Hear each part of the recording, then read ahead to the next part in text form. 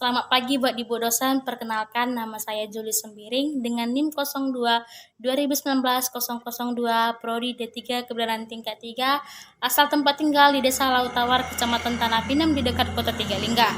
Baik, dari hasil diskusi pada hari ini dari kelompok 7 sampai kelompok 8 yang saya ketahui dan saya tanggapi mengenai komunikasi terapeutik dan komunikasi kepada keluarga pasien ataupun lansia.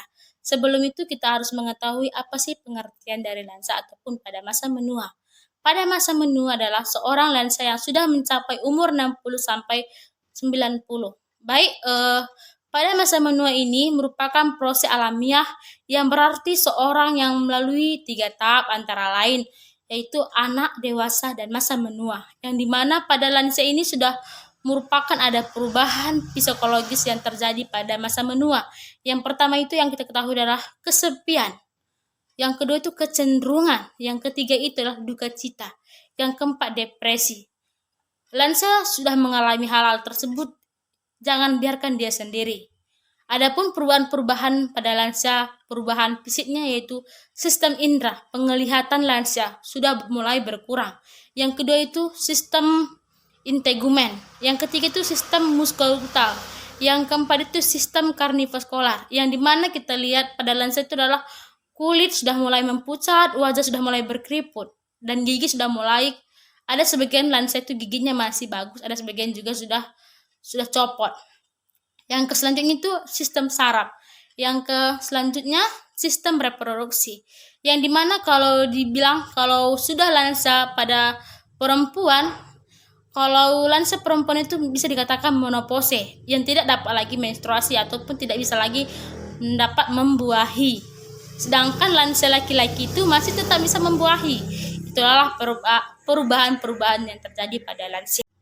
Hal-hal yang perlu kita ketahui pada berkomunikasi kepada lansia ataupun pada masa menua yaitu adalah waktu dan tempat, yang dimana yang dimaksud waktu adalah waktu itu di pagi hari ataupun jam 8 sampai jam 11. Karena lewat dari jam segitu lansia itu adalah butuh istirahat. Baru tempat. Kenapa harus diketahui tempat? Kalau kita membuat lansia berkomunikasi di tempat keramaian, lansia juga kedengarannya kurang.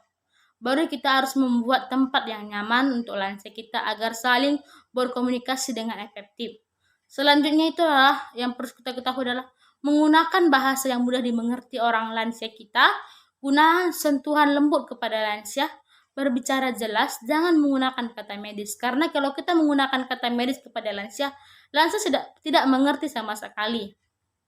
Pertahankanlah kontak mata kita terhadap lansia. Jangan kita bermain HP ataupun sibuk dengan kegiatan kita. Karena di situ lansia juga fokus ataupun dia bisa menarik dari tanggapan kita. Selanjutnya itulah berikan kepada lansia pertanyaan ataupun penjelasan agar komunikasi kita tetap efektif dan baik dan berjalan dengan lancar. Karena di mana lansia di situ butuh perhatian dari kita tim kesehatan. Selanjutnya itu jika komunikasi dengan keluarga pasien.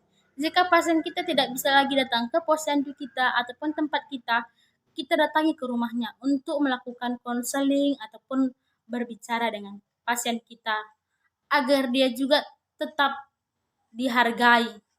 Walaupun keluarganya sibuk dengan ketentuannya, kita menjelaskan kepada keluarganya bahwasannya itu adalah penting untuk lansia tersebut. Karena di mana kalau lansia itu selalu di rumah akan mengalami depresi, akan mengalami gangguan jiwa.